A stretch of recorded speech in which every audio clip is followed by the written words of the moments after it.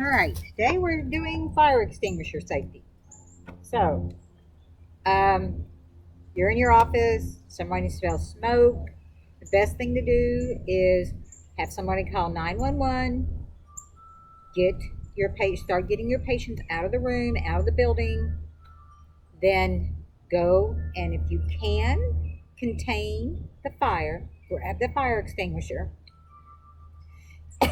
and this is what you're going to do. You're going to use the acronym PASS, which stands for pull, aim, squeeze the trigger, sweep. So you always have a pin in here. It's right here. So you pull the pin out. There it is.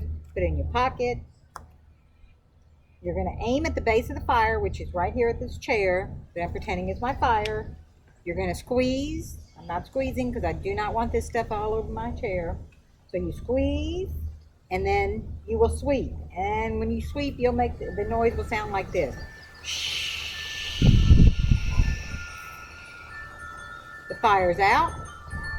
Get the fire extinguisher. Exit the room. Make sure you still call 911. There will be flame retardant all over wherever the base of the fire was, in a trash can somewhere. So then you'll have to clean up the room, so you make sure that no patients are in there, and you make sure that the building, before you can come back into the building, you make sure that the fire department says it's safe. And that is it.